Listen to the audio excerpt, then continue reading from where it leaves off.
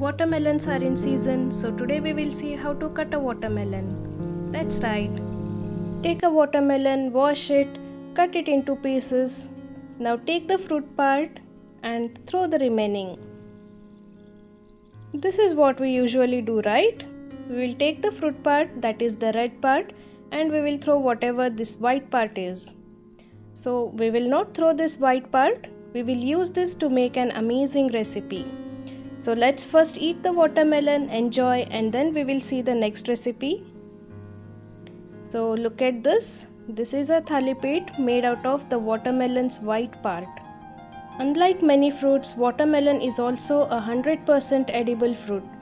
So today we will be using this white part to make the recipe. Take the watermelon's white part and grate it. You can also grind it, but still grating gives a good texture to the thalipit. I have completed grating the watermelon now. I'll transfer it into a bowl. See the amount of water present in the grated part. So we'll use it to make the thalipit. The main ingredient of our recipe is ready. Now we'll see what are the other ingredients required for the recipe. I have taken 1 inch of grated ginger, handful of coriander chopped, 2 to 3 chopped green chilies, and the spices like turmeric, chili powder, carom seeds, sesame seeds, jeera or cumin seeds, salt to taste, and hing or asafoetida. In a mixing bowl, I have taken 2 cups of jowar flour. To this I will be adding 2 tablespoons of rice flour, 2 tablespoons of gram flour, and 2 tablespoons of wheat flour. Once all the flours are added, we will add the spices.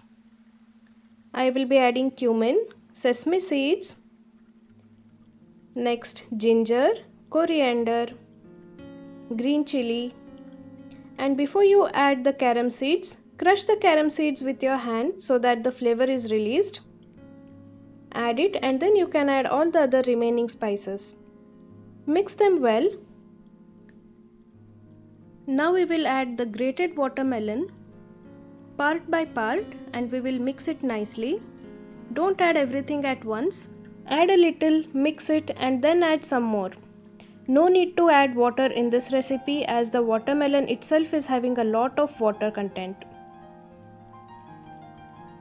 For my recipe I used all of the grated watermelon. That much was required for 2.5 cups of flour. That is 2 cups of jowar flour and the remaining flours 2 tablespoons, they make up half cup. Mix well and knead a soft dough out of it.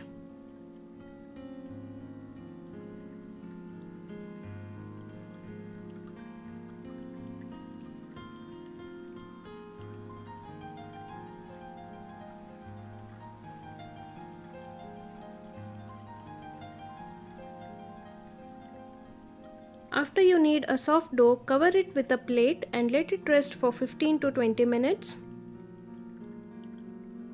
After 15 minutes, the dough is ready. Also, I have kept a pan to heat. Now we'll start preparing the thalipit. I am using butter paper. You can use a muslin cloth or a banana leaf. Put 1 to 1.5 spoons of oil on the butter paper and spread it. Now take a ball-sized dough and place it on the oil-smeared butter paper. Pat gently to give it a round shape. Spread it evenly.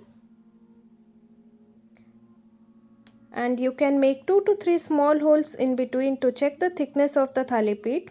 If it is uneven at some side, then you can again make it even. So the holes help in better cooking of the thalipit.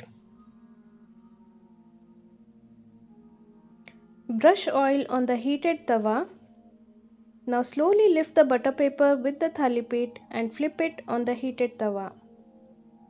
After a few seconds, you can easily remove the butter paper. Now cover the lid of the tawa and let it cook in medium flame.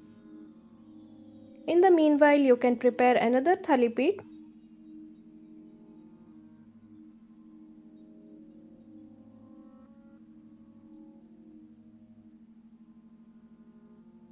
After a minute, you can see the upper portion of the thalipit has become dry.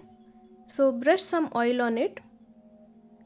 Cover the lid and let it cook for 2 more minutes. After 2 minutes you can see that the thalipit is cooked on one side. Now flip it to the other side and let it cook for 2 minutes. You can see it is nicely cooked on both the sides and it is ready to be served. Serve the hot thalipit with fresh homemade butter and enjoy. Thanks a lot for watching. I hope you liked this video. Happy cooking!